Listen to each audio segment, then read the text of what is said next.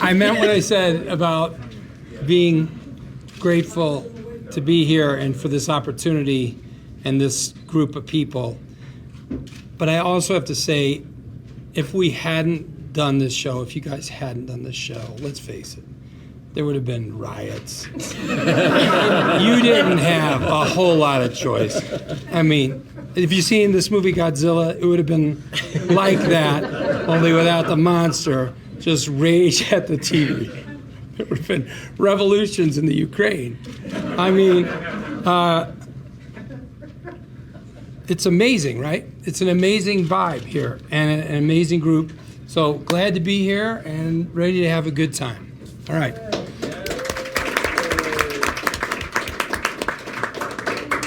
And we don't have our whole cast here just because of dates and bookings and logistical issues. We see who cares. Okay. So yes, they do. They are very important. So we have a real team effort here with our writers and some of our other collaborators reading roles. Bob is going to do Jean, Saul, Jimmy. Jonathan Banks is going to do Mike. Peter Gould is going to be Chuck. Patrick Fabian is going to be Howard Hamlin. Ray Seehorn, Kim. Jen Carroll is going to read Abuelita. Jenny Hutchison, Brenda. Daniel Levine, Cal. Stephen Levine, Lars. Sharon Bialy, our fantastic casting director, chief clerk, and Mrs. Nguyen. Our hacksaw boy, defendant one, is of course Tom Schnauz, obviously. Our second defendant, Bradley Paul. Our Bessie Kettleman, Heather Marion, Craig Kettleman, Gordon Smith, and screen direction, Reto Santos. Okay, guys, here we go. Better Call Saul. Episode 101 teaser. Scene 1, macro close on a spiral, which fills the frame, lazily spinning like a hypnodisc. We realize it's a Cinnabon, and as we pull away from it, it gets coated with icing. And now we see there's a whole tray of them waiting to be slathered with creamy white goodness, for indeed we are inside a Cinnabon store. As a female employee puts the finishing touches on these pastries, another young employee slides a tray into the oven. We see macro close-ups, coffee dripping, cold heating elements, etc. In all of this, every image in the entire teaser is shown in glorious black and white. The place is fairly busy with customers. There's also a middle-aged manager. Close on his name tag says Gene. Gene's got unhip glasses, a walrus mustache, and dark, thinning hair. He goes about his work briskly and efficiently, exuding neither personality nor attitude. Honestly, we wouldn't give this man a second glance, except that we used to know him as Saul Goodman. We are looking at a fugitive from justice. Exactly as predicted at the end of Breaking Bad, Saul now manages a Cinnabon in Omaha, Nebraska. Now, this is cut and dried stuff we're watching. It's a day in the life of a restaurant. Nothing more. We hear only snippets of conversation. No emotions on display, neither happy nor sad. It's simply work. Helping out an employee, Gene expertly packages an order to go. Handing it off, he double takes, noticing something. There's a customer sitting at a two-top way in the back of the store, and he's hard to tell through those glasses he's wearing, but he seems to be staring at Gene intently. Whatever Gene's doing, it ceases. He blinks and stares back. Sunglasses rises to his feet, starts walking towards us. We creep in on Gene, who exhibits the first hint of emotion we've witnessed, fear. And though he tries to hide it, it's growing. Clearly, the fugitive Saul Goodman has just been recognized. His time on the run has reached an end. Except, Sunglasses now walks right past Gene. Gene's head swivels with this guy who pads out the door and waves to a friend outside. We suddenly realize the guy's stare only seemed to be directed at Gene. It never actually was. Gene gives a secret sigh of relief and willies his heartbeat back to 140. Again, he's on autopilot, back to the grind. Scene 2, we cut exterior of a townhouse complex at night. Cookie cutter townhouses, depressing. This is where Larry from Three's Company went to die. Inside the apartment, downstairs at night, ice cubes clunk into a highball glass. Drambuie and some sort of off-brand scotch gets poured, making a rusty nail. Instead of a twist of lemon, there's an unceremonious squirt from one of those little lemon-shaped juice bottles. Gene slurps the excess off his drink, walks into the living room. This place has zero personality, Oakwood vibe. Gene plops down on the sectional, fires up his flat screen. He channel surfs, finding something he can tolerate, sipping his rusty nail and staring straight through the TV. A thought eventually strikes him. He sets down his drink, rises, heads for the stairs. But before he goes, he pauses to check the window blinds. They're closed tight, complete privacy. Black frame, door opens and light floods in. We realize we're in a closet. Gene kneels to pull a couple of familiar suitcases out of the way. We'll recall he had these when he took his leave in episode 515 of Breaking Bad. With the suitcases removed, a hatch is revealed, cut into the drywall at the back of the closet. Now Gene removes from it a dented old shoebox. Still kneeling, Gene opens the box, and we get a glimpse inside as he sifts through its contents. There are papers, some old photos, a fat stack of Mexican pesos. There's an old tin Band-Aid box that rattles like a half full of pebbles. And lastly, there's an unmarked VHS tape. This is what Gene came for. He cradles it in his hands. Back downstairs at night, the tape gets pressed into a VCR. Gene backs into frame, settling into the sofa, never taking his eyes off the TV. He feels around in front of it for his rusty nail. We never once see what's on the TV screen, but over a bouncy musical jingle whose refrain is Better Call Saul, we hear. Hey, you. Did you know you have rights? My name's Saul Goodman, attorney at law, and I'm itching for a fight with prosecutors, judges, the police, anyone who's out to ruin your day. So if you're in trouble, better call Saul.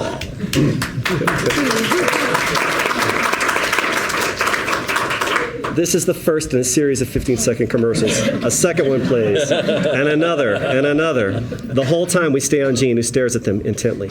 But Gene shows no emotion. No nostalgia, no regret, not pride. His expression is unreadable as he watches. Yet there's one subtle detail we may note, which is that gradually a bit of color suffuses into this black and white image. It's the light from the unseen TV. It flickers across Gene's face in blue, yellow, and red. Off these colors, growing brighter, more vibrant, as dead-eyed Gene sips his drink and stares. Act 1, interior courthouse courtroom. Albuquerque City seal in the frame. We're back in color. Tilt down to reveal a long-faced judge sitting at his bench, peering up at the ceiling, staring at nothing in particular. He slowly rotates in his chair left to right, right to left. We hear the squeak of the chair. That squeak is the loudest thing we hear, even though the courtroom is packed. Jurors, the alternates, in the jury box, one of them coughs, another shifts in her seat, another idly scratches his ear. Someone in the crowded visitor section checks his watch. Somebody else's stomach rumbles. The court reporter examines a fingernail, then reaches for her big gulp, takes a sip. The lead prosecutor removes his readers, picks out a piece of sleep from his eyes, frowns at it on the tip of his pinky. And beside him, we see a second chair seeming to be taking notes. However, a closer look reveals this young woman is actually drawing a barbarian riding a unicorn. Over at the defense table sit 3 defendants. They're clean-cut white guys. They look innocent. They also look nervous, as currently they don't have a defense attorney. The defendants glance sidelong to one another, wondering where he is. We hear a creak. The judge rotates towards the bailiff, gives him a shrug. The bailiff nods, rises to his feet, and exits. We cut to a men's room. Hands are splayed apart, pressed against a white tile wall. A man is alone in here, standing as if he's assuming the position in order to be frisked. Actually, he's at a urinal, relieving himself. We don't get a good look at him at first. We're mostly on his back. He seems to be murmuring something under his breath. Whatever he's saying, we can barely hear it. Remember 19. Oh, to be... Let me tell you. To be 19 again. Yeah, because... Meet Jimmy McGill. He's getting ready, psyching himself up. Who is Jimmy McGill, you ask? Well, you already know him as Saul Goodman, but at this particular moment, we're in 2002, Saul is a ways off in the future, and Jimmy is still going by the name he was born with. The door opens behind him, and the bailiff sticks his head into the men's room. He gives a little whistle, says, "You're on." Jimmy glances over his shoulder and nods. Zip goes the fly, flush goes the urinal, turns to the mirror, shoots his cuffs, and Dangerfields his tie. It's showtime. Is he nervous? Fuck no. He owns this fucking place. Back to the courtroom, black frame. Then we reveal in the courtroom Jimmy walking through, like Elvis, taking the stage at the International Hotel. All eyes are on him. Oh, to be 19 again. You with me, ladies and gentlemen? Remember 19? Because let me tell you, the juices are flowing. Those red corpuscles are corpuscling. The grass is green and soft, and summer's gonna last forever. Remember? Yeah, you do. But if you're being honest, really honest, you'll also recall you had an underdeveloped 19-year-old brain. I mean, that thing was the size of a circus peanut. Me personally, I was, well, let's just say if I was held accountable for every stupid decision I made when I was 19, oh boy. And I bet if I were in church right now, I'd get a big amen. Which brings us to these 3. Now, these 3 knuckleheads, and I'm sorry, boys, but that's what you are. They did a dumb thing. We're not denying that. However, I would like to point out 2 salient facts. Now, fact 1, nobody got hurt, not a soul. Very important to keep that in mind. Fact 2, Though the prosecution keeps bandying the term criminal trespass, Mr. Spinazzo, the property owner, admitted to us that he keeps most portions of his business open to the public day and night. So, trespassing. I mean, Dave, that's kind of a reach, isn't it? Huh? Here's what I know. These three young men, near honors students all, were feeling their oats one Saturday night, and they, well, I don't know. Look, call me crazy, but I don't think they deserve to have their bright futures ruined for what amounts to a minute, momentary, never-to-be-repeated lapse of judgment. Ladies and gentlemen, you're bigger than that. Jesus, Jimmy is good. He's confident, folksy, and genuine. He's passionate and convincing. His three clients smile hopefully. Things are looking up. Except, why is the jury so very deadpan? Same goes for the judge. Didn't any of that land on these people? The prosecutor rises to his feet, makes his rebuttal. He crosses to an AV cart tucked in the corner, rolls the cart to where the jury can see it, pushes a tape into the deck, and the TV screen goes blue. And now, up comes a homemade video. Two of our young defendants are visible in it. It's handheld and shaky and seems to take place in a professional laboratory of some sort. The guys keep their voices low so as not to get caught. They're giggly and dopey, proudly documenting their exploits on camera. And what are these exploits, you ask? This is the embalming room of a funeral home. And one of the guys, hacksaw in hand, is sawing the head off an elderly male corpse. Oh, to be 19 again. And now, as the head comes loose from the Hacksaw Boy dangles it by its white hair. Woo! Most jurors avert their eyes, having seen this all before. The prosecutor leans against the cart with his fingers laced, staring off at the floor. This is the entirety of his rebuttal. He doesn't even need to say a word. Dude, stick your wang in the throat hole. The three real-life defendants shift uncomfortably in their seats. Jimmy gives them a fake little nod and a wave off. It's going to be fine. Yeah, sure it is. We're back in the courthouse in the chief clerk's office. Little stuffed animals are proudly displayed on the desk of the court's chief clerk. She's staring up through hooded eyes at Jimmy, who is in mid-rant waving a check. What kind of math is that? 700 per defense? No. Per defendant. 3 defendants, 2,100. Which, by the way, bargain. Those 3 maniacs, what I did for them. They going to jail, ain't they? So, since when is that? They had sex with a head. Look, ain't nobody told you to try all 3 of them together. One trial, $700. So you want me to spend 9 weeks of my life, one maniac at a time, with 3 maniacs skull fuck? You know what? You're gonna miss me. You're gonna miss me because it'll be a cold day in hell before I take any more PD work for this shitty court. Sayonara, baby. And out the door he slams. The clerk couldn't care less. Find our ways in a parking lot. Pissed Jimmy headed for a pearlescent white Cadillac. Of course we remember his famous car. Whoops, he doesn't own that caddy just yet, so we adjust to the vehicle parked next to it. A mid-90s Suzuki Esteem. And yes, as the name perversely implies, it's a shitbox. Jimmy plops his briefcase on the Suzuki's roof, digs for his keys. As he does, his cell phone rings. Jimmy checks the readout on his cell, and his anger evaporates. Instantly, gets replaced with nervous hope. Fumbling to answer the call, he pauses to collect himself. When he speaks, it's with a British accent. Law offices of James McGill, how may I direct your call? Oh, yes, Mrs. Kettleman. So good of you to return. Actually, I don't have Mrs. McGill at the moment, but I know he'd... Oh, splendid. Unfortunately, our offices are being painted and the fumes are quite horrid. Could he meet you and your husband at, say, Loyola's Cafe on Central? 4 o'clock it shall be. Cheers. Jimmy hangs up, silently pumps his fist. He checks his watch, jumps in his car, barely remembering his briefcase on the roof. As the car tears off, we find ourselves at a cashier booth, a guard arm blocking the exit as the Esteem comes to a quick stop in front of it. Jimmy hands his ticket to the parking attendant. We angle past this attendant, not seeing his face. $3. I'm validated. See the stickers? I see 5 stickers, but you're 1 shy. It's $3. Do we recognize this voice? Boy, it sure sounds familiar. Meanwhile, Jimmy is antsy to leave and impatient. They gave me, look, I'm validated for the day, all right? 5 stickers, 6 stickers, I don't know from stickers, because I was in that court back there saving people's lives. But gee, that's swell. Thank you for restoring my faith in our legal system. Now, you either pay the $3 or go and get an additional sticker. By now, another vehicle is behind Jimmy, blocking him from backing up. You want to No way he's reveal? The paying. big reveal. We missed the big reveal.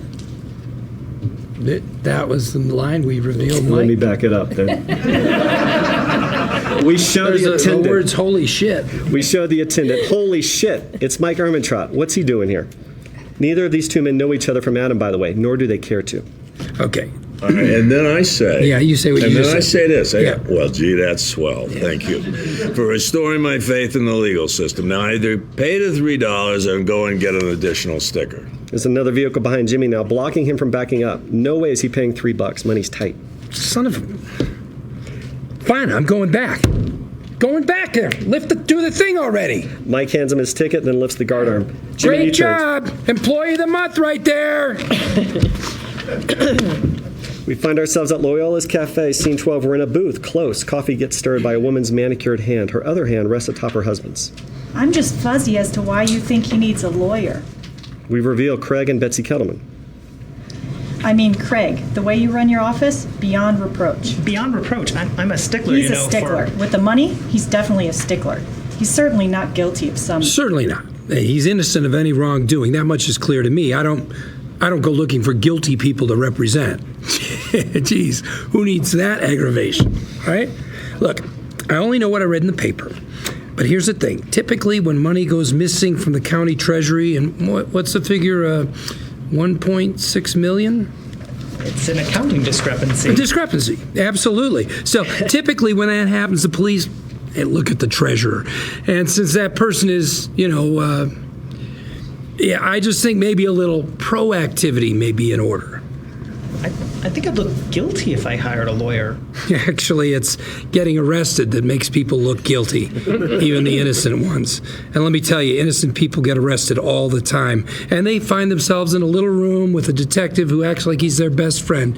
Talk to me, he says. Help me clear this thing up. You don't need a lawyer. Only guilty people need lawyers. And boom, that's where it all goes south. That's when you want someone in your corner, someone who will fight tooth and nail, someone who will, in fact, already have your defense strategy mapped out in advance. Lawyers, huh? We're like health insurance. You hope you'll never need it, but man, oh man, not having it? So, how would we proceed if we decided to... Jimmy's way ahead of him. He produces a one-page legal document, which he lays before them, as well as a pen. This is a letter of engagement. Very simple, straightforward. Please, by all means, read it closely. If you sign it, I can get to work on that strategy of ours this very afternoon.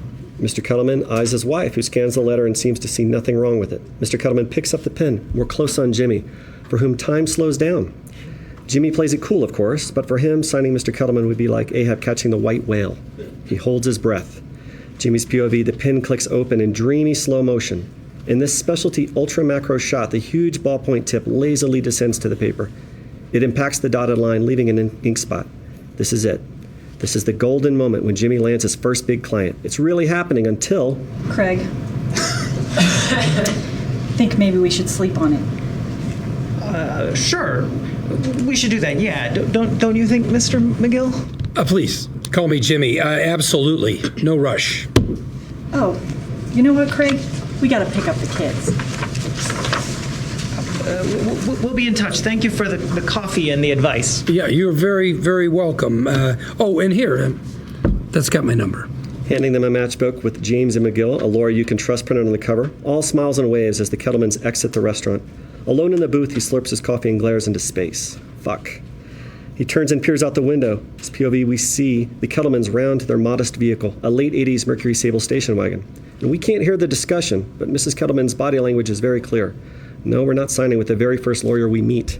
She climbs behind the wheel of the Sable, very much the driver in this relationship. Jimmy sighs, but he's not ready to give up yet. Fishing out his wallet to pay the bill, we see he's got $6 to his name.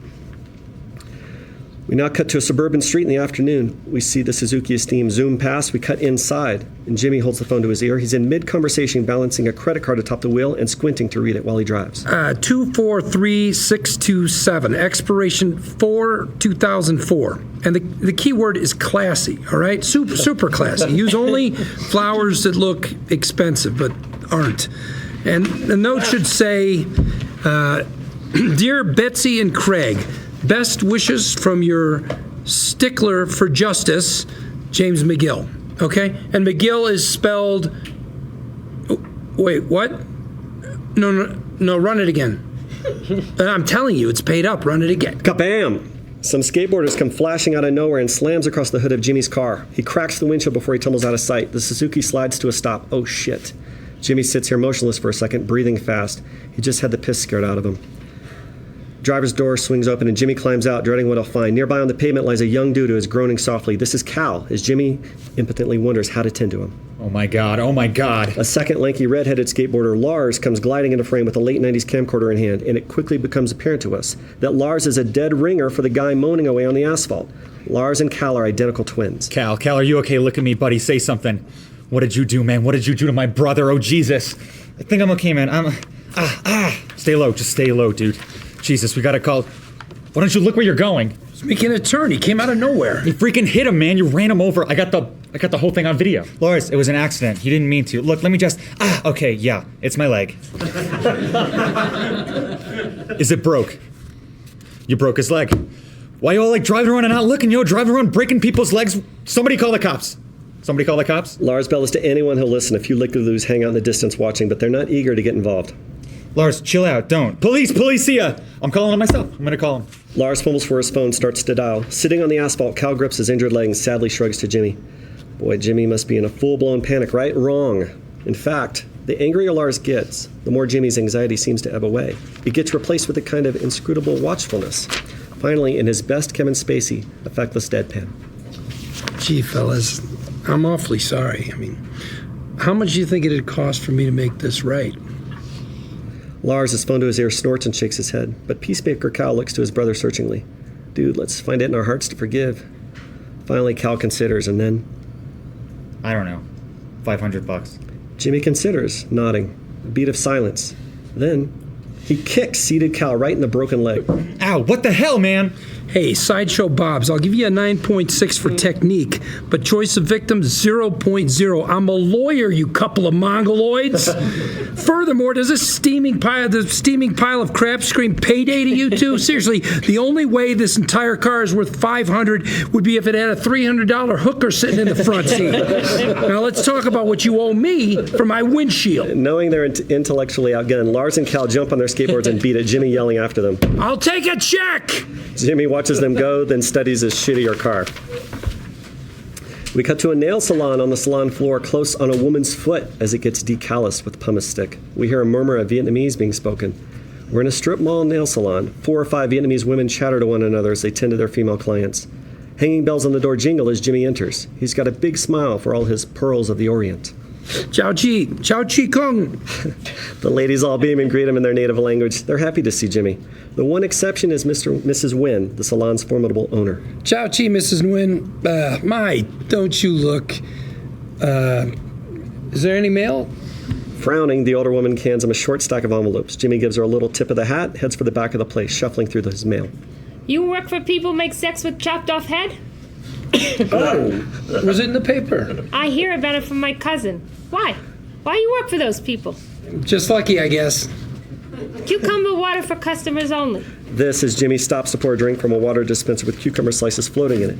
He gives up, disappears in the back of the salon. We're in a rear storage hallway as Jimmy passes through. Area stacked high with business supplies, and a fluorescent tube with a faulty ballast flickers overhead. When he reaches a plain, scuffed door marked James M. McGill, Esquire, Law Corporation, we realize this is the office that Jimmy has. Back in Jimmy's office, it's dark. Jimmy flicks on the lights, cluttered and depressing. That about sums this place up. The office is barely big enough for one person. Jimmy shuts the door behind him. Now that he's alone, his smile fades. Christ, what a day. He pulls loose the knot on his tie, scooches sideways through the narrow path to his desk, plopping down behind it. Here, there's a dated, old, multi-line desk phone. Jimmy punches the voicemail button.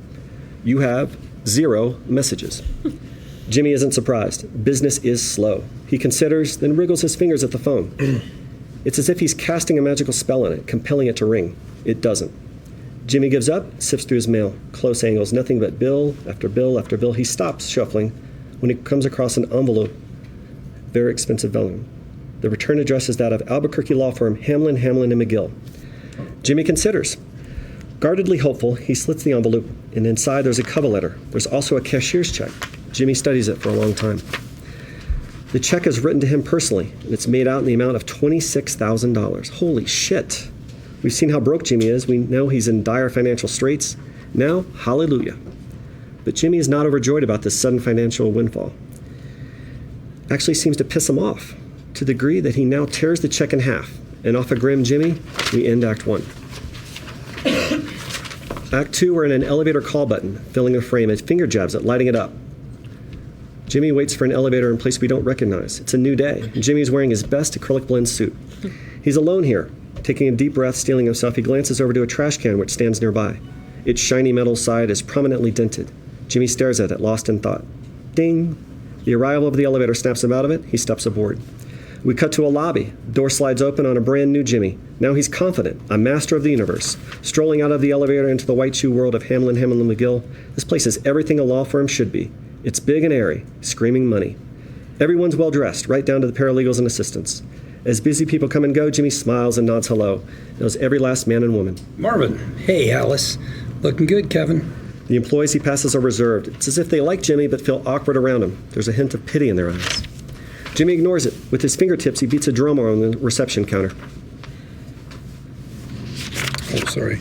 Hey, Brenda, where's Lord Vader? South Conference Room. He's not quite ready for you yet. How about you wait out here? Yeah, how about I don't? Jimmy strolls out of sight. The worried receptionist glances after him, picks up her phone. We then cut to a conference room. Across the room from us, at the far end of this mile-long conference table, sits Howard Hamlin and 6 of his junior partners. They've got coffee and danishes and are midway through an informal morning meeting. Jimmy walks right in without knocking, finding himself alone at the other end of this ridiculously long table. He throws out his arms and bellows his best Ned Beatty impersonation. You have meddled with the primal forces of nature, Mr. Hamlin, and I won't have it! Way in the distance, Hamlin and his juniors sit blinking and staring at him. They're not big fans of the movie network, apparently. A young female lawyer, Kim, was already on the phone when Jimmy arrived, into it low and flat. It's okay, Brenda, we got it. Sorry, it's this table. Something just comes over me. What can we do for you, Jimmy?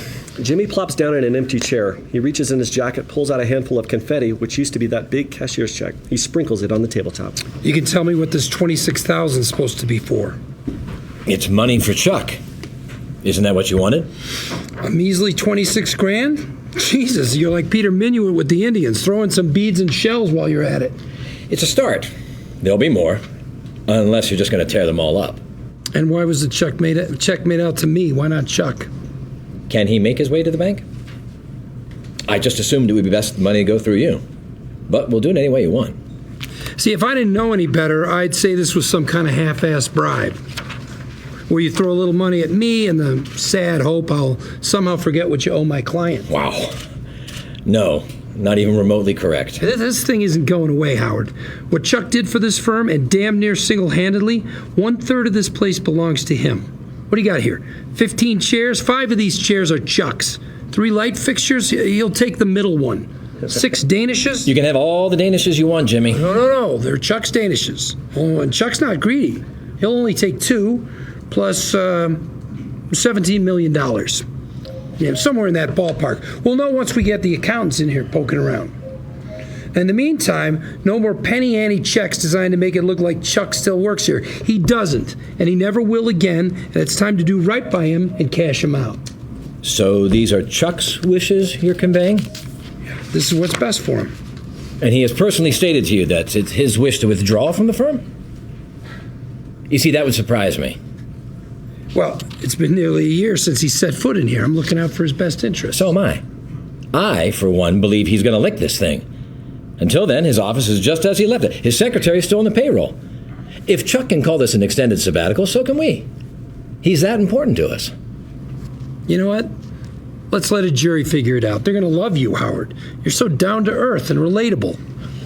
Jimmy rises to his feet, heads back the way he came. When he reaches the far end of the table, he once more bellows theatrically. And you will atone! More blank stares. Ned Beatty. Network. For Christ's sake, guys. We're back in the lobby, close on the call button, a finger stabbing it. Once more, Jimmy waits for the elevator, this time to get the hell out of there. At the moment, he has a bit of privacy. As such, we get to see his true face. He's not as cool as a cucumber. Apparently, the meeting didn't go as hoped. Jimmy is beaten, and he knows it. Well, here comes Hamlin, headed our way. Jimmy snaps out of his phone. Hamlin offers him a big manila envelope, fat and heavy. Almost forgot. This month's filings. You could save me some postage. Weren't you listening in there? Chuck doesn't work here anymore. You think I'm going to help you establish a paper trail? Jimmy. No. Stop trying to pawn that shit off on him. You know, sometimes in our line of work, we get so caught up with the idea of winning that we forget to listen to our hearts.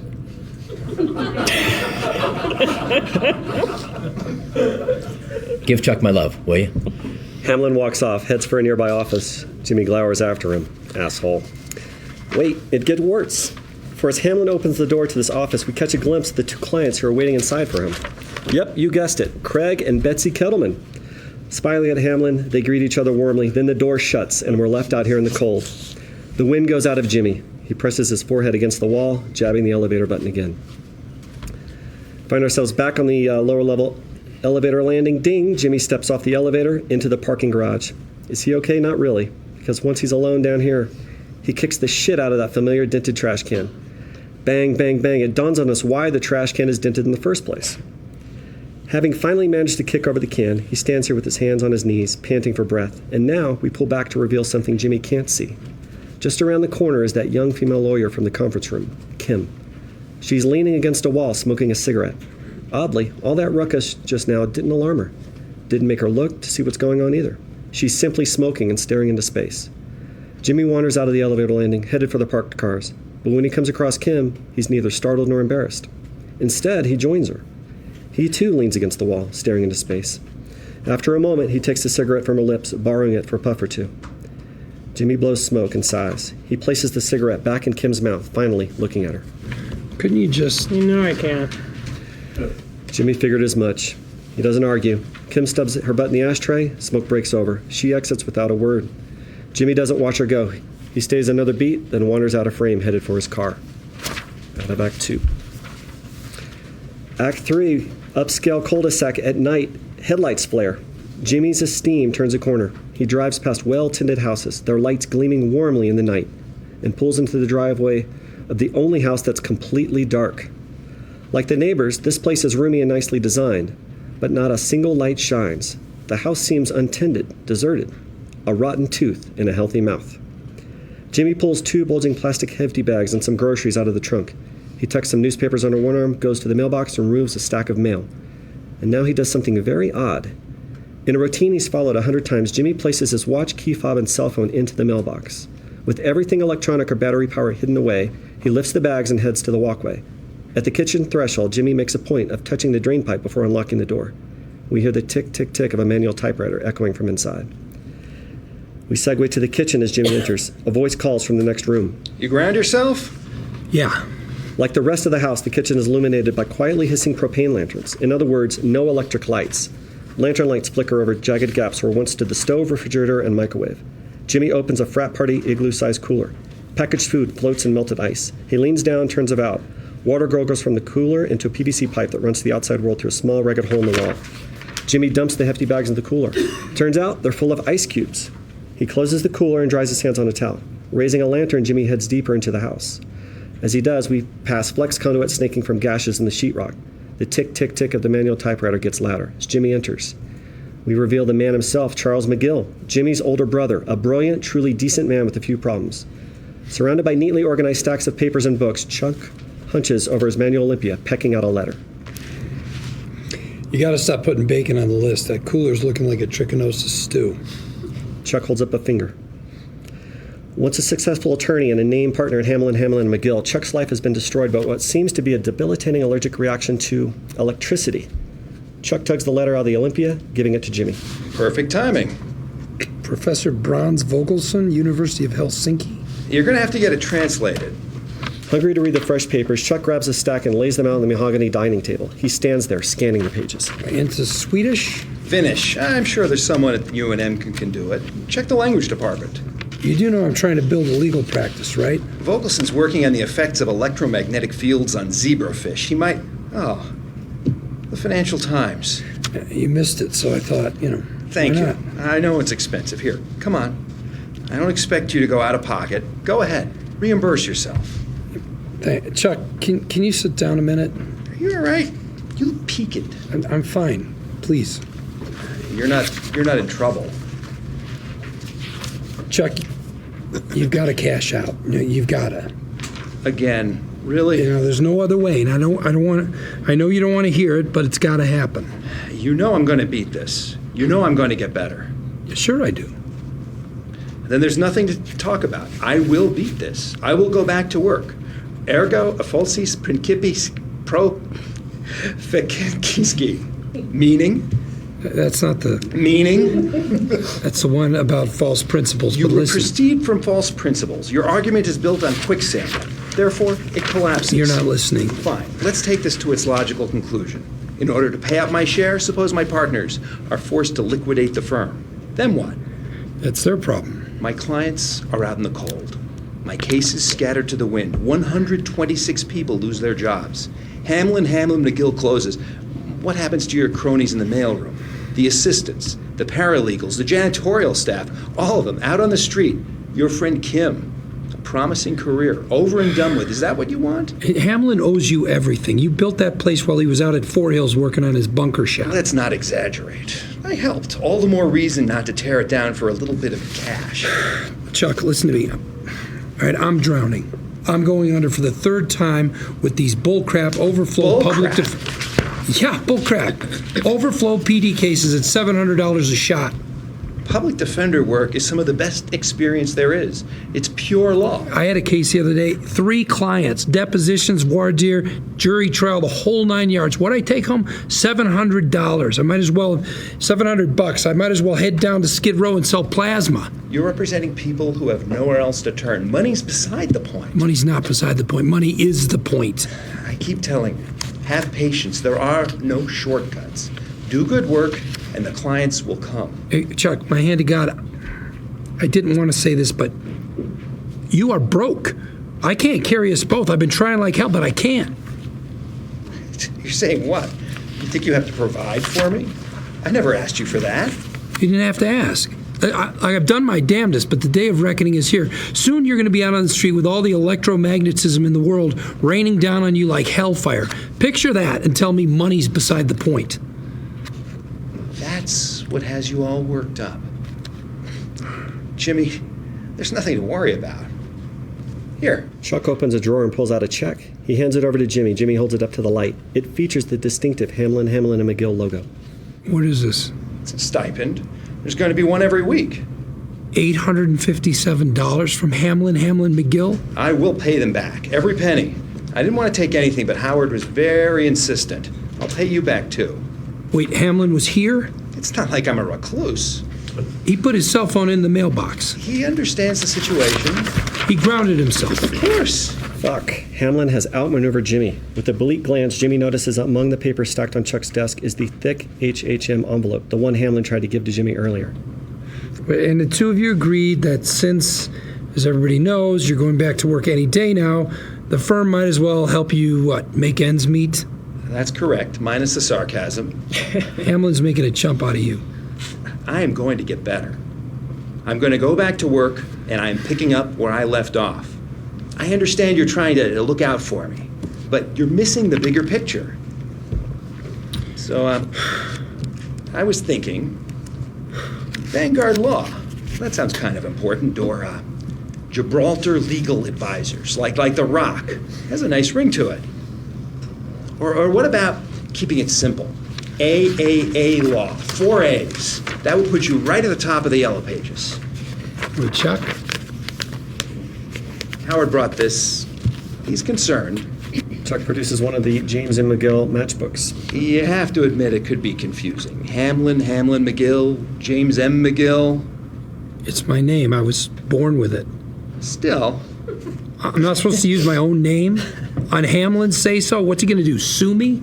No one wants to create an adversarial situation. I'm sure Howard would gladly pay the cost of new matchbooks and so on. It's simply a matter of professional courtesy. Chuck, whose side are you on? There are no sides here. But Jimmy, listen, wouldn't you rather build your own identity? Why ride on someone else's coattails? Off Jimmy, struggling to contain a simmering rage, we find ourselves in blackness.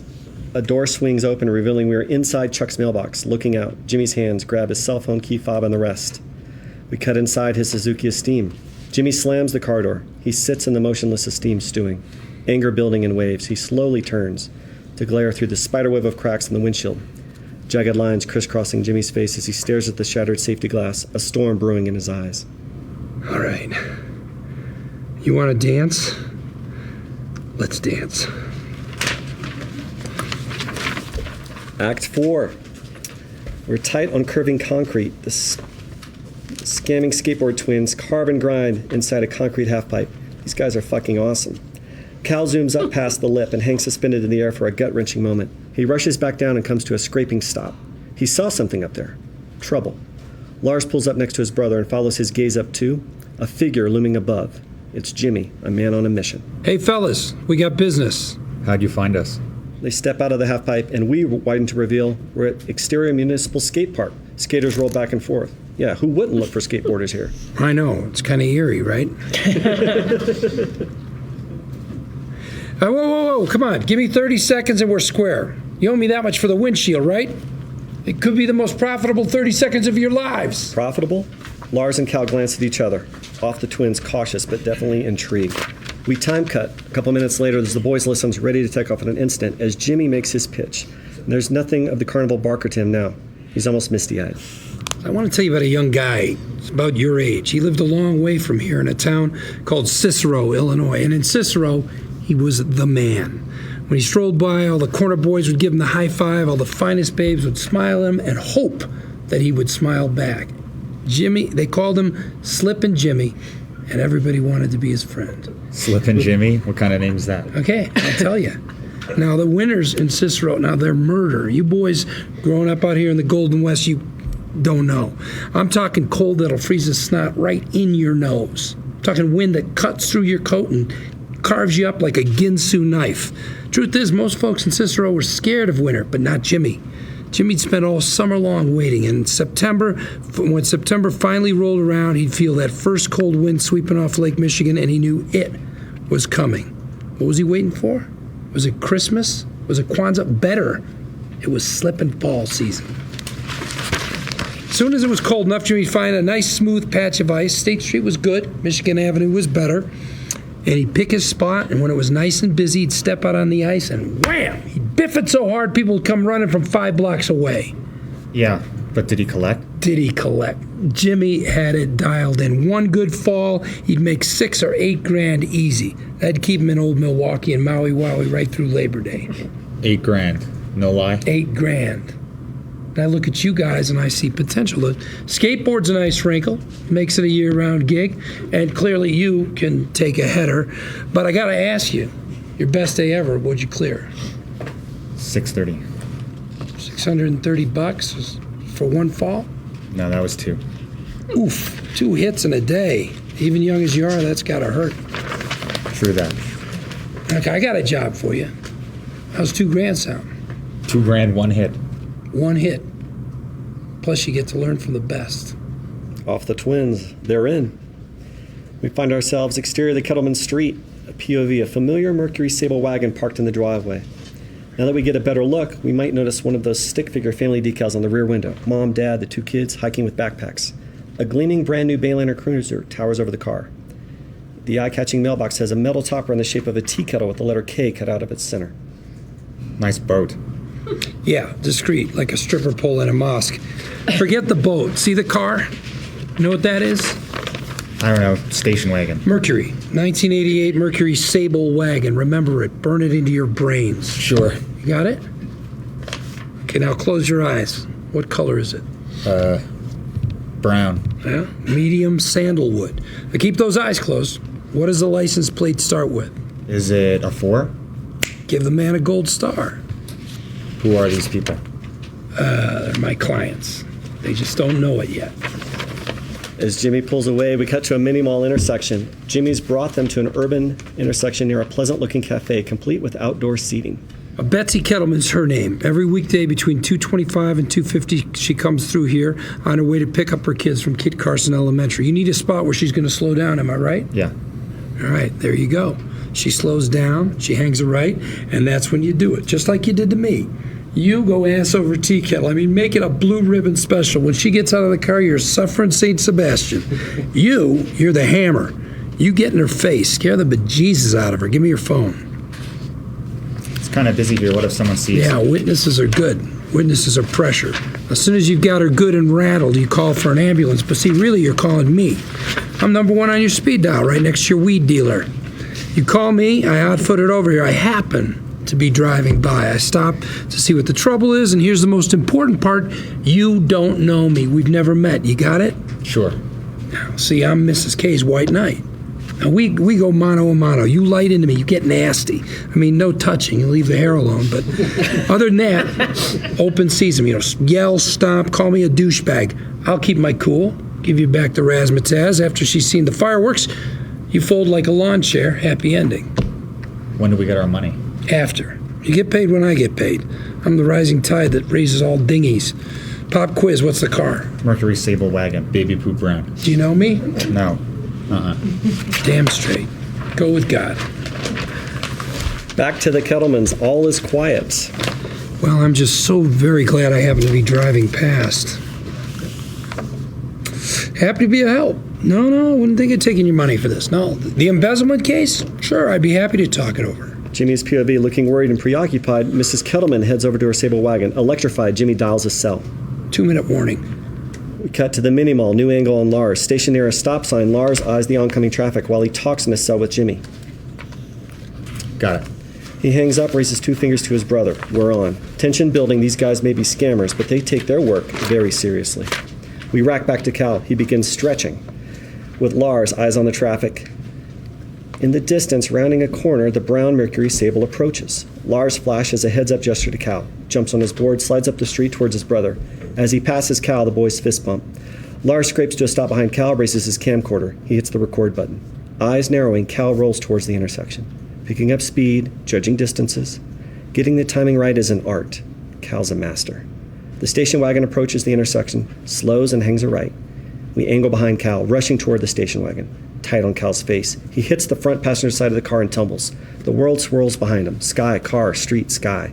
Inside the station wagon, Cal's helmet whacks the windshield with a teeth-rattling crunch. New angle, low on the pavement, Cal slams off the hood, momentum grinding him over the blacktop. He comes to a stop in the foreground. The station wagon lurches to a stop. Playing his part as before, Lars rushes to his brother. Oh my God, Cal, are you okay? Look at me, buddy, say something. Cute the freaked out victim, right? Lars glances over, but no one emerges from the car.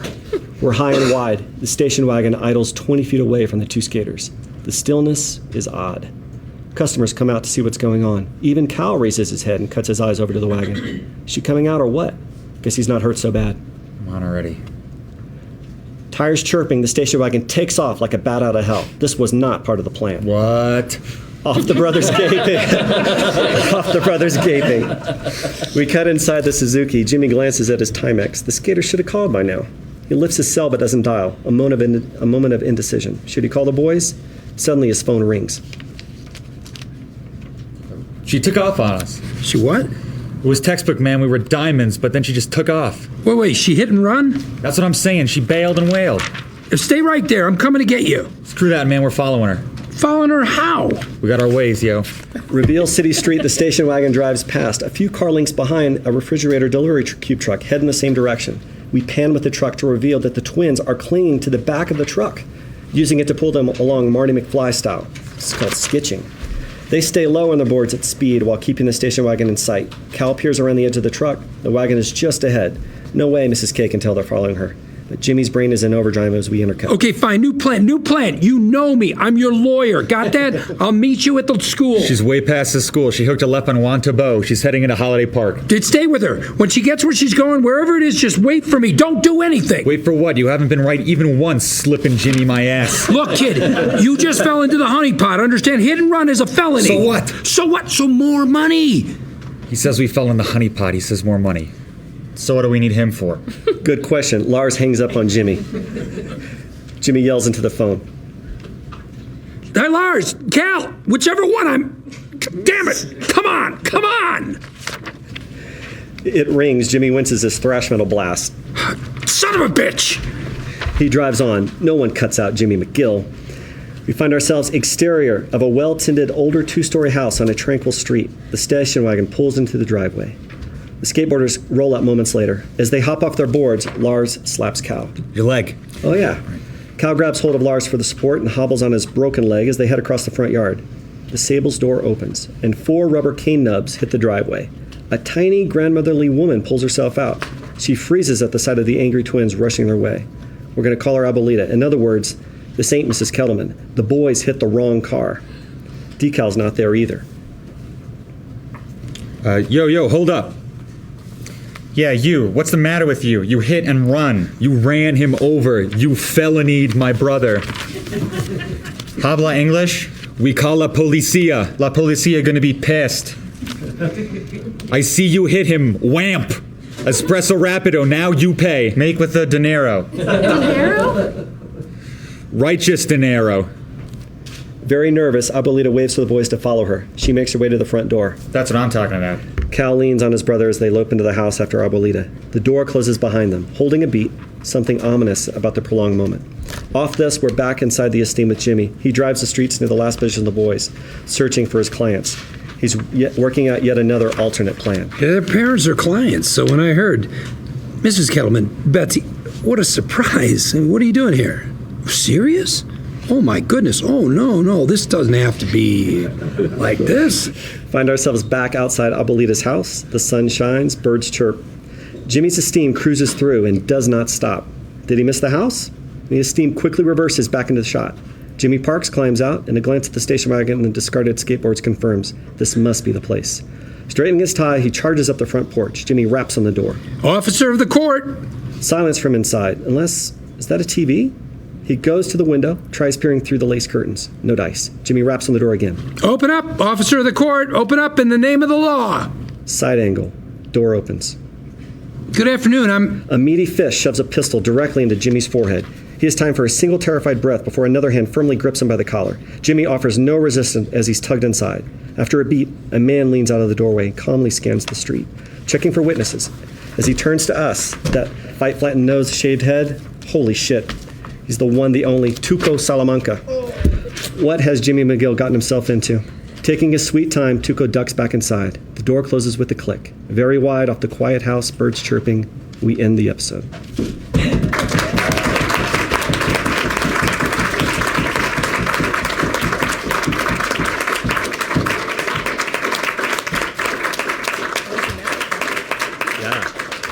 Thank you, Brett. That was wonderful. Peter, Vince, do you guys want to say anything before we disband? Great job. That was awesome. I can't wait to shoot it. That was great. This whole thing was just a scheme so I would get to act with you. Thank you guys so much. This is as I already effused downstairs, but it's a dream come true, and this is a dream. Right now, it's a dream cast, including the writers. You're all cast. Anyway, thank you guys so much, Bob. Thanks to you.